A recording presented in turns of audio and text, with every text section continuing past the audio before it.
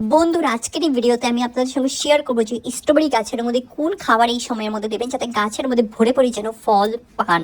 তো এখানে দেখতেই পাচ্ছেন এই জৈব কালো সার কিন্তু এই গাছের মাটির মধ্যে আমি মিশিয়ে দেবো। এটা একদম অর্গ্যানিক, ঘরেই তৈরি করেছি সার। এই সার দেওয়ার পর কিন্তু দেখেন এখানে লাইফ প্রুফ, দেখেন ফুল ভরে গেছে গাছের মধ্যে। নিচের দিকে দেখেন, উপর দিকেও দেখেন, সাদা ফুল হয়ে কিন্তু স্ট্রবেরি শেপ ধরা শুরু করে দিয়েছে। তো খুবই সুন্দর একটি পরিচর্যা, আপনারা খুব সহজে একটা গাছ নার্সারি থেকে এনে এখন কিন্তু অবশ্যই পেয়ে যাবেন, বেশি টাকা নেবে না। তো তারপর কিন্তু একটা টাবের মধ্যে অথবা গ্রো ব্যাগের মধ্যে যদি প্রতিস্থাপন করে যদি এরকম পরিচর্যা করেন তাহলে গাছের মধ্যে কিন্তু ভরে ভরে কিন্তু ফল পাবেন, 100% গ্যারেন্টি দিয়ে বলছি। তো বন্ধুরা, যারা নতুন এসেছেন আমার চ্যানেলের মধ্যে, অবশ্যই আমার চ্যানেলটিকে সাবস্ক্রাইব করে আমার পাশে থাকবেন, কারণ এটা আমার নতুন চ্যানেল। আপনারা যদি অল্পটুকু আমাকে সাপোর্ট করেন আমি এগিয়ে যাওয়ার সাহসটুকু পাবো। তো বন্ধুরা, সময় নষ্ট না করে তাহলে ভিডিওখানা শুরু করা যাক। আর অবশ্যই কিন্তু শেষ অবধি থাকবেন, শেষে কিন্তু একটা গুরুত্বপূর্ণ টিপস অ্যান্ড ট্রিক্স আমি আপনাদের সঙ্গে শেয়ার করব। Welcome to Mickey Minnie's Garden! নমস্কার বন্ধুরা, কেমন আছেন সবাই? মিকি মিনিস গার্ডেন্সের মধ্যে আপনাদের সকলকে স্বাগত জানাচ্ছি। আশা করি সবাই ভালো আছেন, সুস্থ আছেন।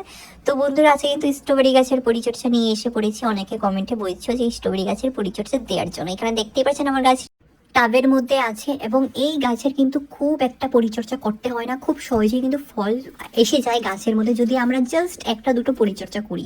এই গাছের মধ্যে কিন্তু কোনো কেমিক্যাল খাবারও দিতে হয় না, জাস্ট ঘরোয়া যে সমস্ত খাবার আছে ওই সমস্ত খাবারই দিতে পারেন। আর স্ট্রবেরি কিন্তু একটি সেন্সিটিভ গাছ, ওভার ওয়াটারিং এর কারণে কিন্তু শেকড় পচে গাছ শুকিয়ে যায়, মারা যায়। অথবা যদি ওভার রৌদ্রের মধ্যে আপনারা যদি সারা দিনের জন্য রেখে দেন তাহলে কিন্তু গাছের পাতা শুকিয়ে যাবে এবং গাছটি মারা যেতে পারে। তো অবশ্যই লক্ষ্য রাখবেন যেন বেশি রৌদ্র না পায়, গাছের মধ্যে 3-4 ঘন্টা রোদ পেলেই হলো। তারপর চেক করবেন মাটি। এই যে দেখতেই পাচ্ছেন এখানে মাটি শুকিয়ে আছে, এটা কিন্তু সঠিক স্টেজ এই গাছের মধ্যে জল দেওয়ার। এরকম শুকনো হওয়ার পরে কিন্তু আপনারা জল দেবেন। অতিমাত্রায় ময়েস্ট মাটির মধ্যে কিন্তু জল দিতে থাকবেন না, নাহলে কিন্তু শেকড় পচে যাবে। তারপর আরেকটা জিনিস বলছি যে মাটির মধ্যে আমরা যখন তৈরি করব, মিক্সিং করব গাছ প্রতিস্থাপন করার জন্য, কি জিনিস মিক্স আপ করতে পারি? আপনারা গোবর সার মিক্স করতে পারেন, অথবা ভার্মি কম্পোস্ট আছে সেই সমস্ত মিক্স করতে পারেন মাটির মধ্যে। বাট ম্যান্ডেটরি নয় যে সমস্ত জিনিসই মিক্স করতে হবে। নর্মাল মাটিতেও কিন্তু আপনারা বসাতে পারেন যদি আপনাদের মাটি ভালো থাকে। এবং লাল মাটি নেবেন না, আপনাদের বাড়িতে যেই সমস্ত মাটি আছে, সয়েল আছে, সেই সমস্তই নেবেন। আর কোকোবিট এগুলো সমস্ত কিন্তু মাটির মধ্যে মিক্স আপ করবেন না। তো এখানে দেখেন আমি ভালো করে মাটিটাকে খসে দিচ্ছি। এরকম করে কিন্তু কুড়িয়ে দিতে হবে যাতে গাছটি বৃদ্ধি হতে পারে। আর এখানে দেখেন যে সমস্ত নষ্ট পাতা আছে এই সমস্ত নষ্ট পাতাগুলোকে কিন্তু তুলে নিতে হবে।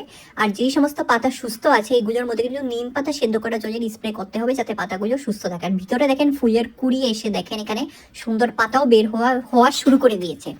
আর বর্ষার সিজনের মধ্যে কিন্তু এই গাছ থেকে রানার বের হয়। আর রানার থেকে কিন্তু আপনারা খুব সহজেই চারা তৈরি করতে পারবেন। একটা চারা কিন্তু মিনিমাম আপনারা 100 টাকা করে সেল করতেও পারবেন। আর যদি গাছে ফল ধরা থাকে তাহলে সেই গাছের দাম কিন্তু ডাবল যে ট্রিপল হয়ে যায়, 200-300 টাকা নাগাদ হয়ে যায়। তো এই যে দেখেন এখানে কালো এই জৈব খাওয়াটাই গাছের মাটির মধ্যে আমি মিক্স আপ করে দেবো। এটা কিন্তু খুব একটা ভালো, গাছের ফলকে নষ্ট হতে দেবে না, গাছের পাতাকে একদম সুস্থ বজায় রাখবে, গাছের মধ্যে পোকামাকড় আক্রমণ করতে দেবে না। এটা কিচ্ছুই নয়, এটা আমাদের ঘরে তৈরি করে যে সমস্ত আমরা সবজির খোসাগুলোকে ফেলে দিই, এই খোসাগুলোকে আপনারা প্রায় 1 মাসের মতন রেখে আপনারা নিজেই দেখবেন যে এই সমস্ত খোসা পচে এরকম সার হয়ে গেছে। এটা ঘরের তৈরি করা ভার্মি কম্পোস্ট। এটির মধ্যে কিন্তু মাইক্রো নিউট্রিশন আছে, যে সমস্ত গাছের যে সমস্ত জিনিস গাছের প্রয়োজন সমস্ত সার কিন্তু এটির মধ্যে অ্যাডেড আছে অলরেডি। তো এখানে দেখেন ভালো করে আমি মাটির মধ্যে মিক্স আপ করে দেবো। তারপরেই কিন্তু আমি এখানে জল দেব। তো আজকে জল দেব, 2 দিন গ্যাপ রাখবো, তারপর 3 দিনের দিন আবার জল দেব। তো যেটা বলছিলাম ভিডিও শুরুতে সিক্রেট টিপস অ্যান্ড ট্রিক্স বলবো। এই যে দেখেন এটা হলো সেই জিনিসটি, এটা কিচ্ছুই নয়, এটা হলো কাঠের গুঁড়ো।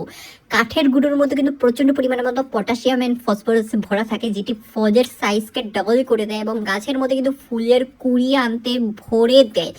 আর তারপর এই জিনিসটা আপনারা পাতার উপরে এরকম স্প্রেকেল করে দিতে পারবেন, যে সমস্ত মাধ্যমে কিন্তু পোকামাকড় আক্রমণ হবে না গাছের মধ্যে। এইটা দিয়ে দেখবেন আপনাদের গাছ কিন্তু ফুলে এবং ফলে ভরে যাবে। তো বন্ধুরা, যদি আপনাদের এই ভিডিওখানে ভালো লেগে থাকে তাহলে অবশ্যই আপনারা আপনাদের প্রিয় গার্ডেনিং ফ্রেন্ডসের সঙ্গে ভিডিওখানে শেয়ার করবেন। আর অবশ্যই আমার পাশে থাকবেন, কারণ এটা আমার নতুন চ্যানেল। আপনারা যদি অল্পটুকু আমাকে সাপোর্ট করেন আমি এগিয়ে যাওয়ার সাহসটুকু পাবো। তো যারা নতুন এসেছেন আমার চ্যানেলের মধ্যে অবশ্যই আমার চ্যানেলকে সাবস্ক্রাইব করে পাশে থাকবেন। আর এখানে দেখেন মিষ্টি মিষ্টি ফুল ওই চারোপাশ দিকে উকি মারছে। তো চলুন সবাই সুস্থ থাকবেন, ভালো থাকবেন। পরবর্তী একটা নতুন ভিডিও নিয়ে আবার নতুন এরকম টিপস অ্যান্ড ট্রিক্স নিয়ে খুব শিগগিরই আসবো। ধন্যবাদ।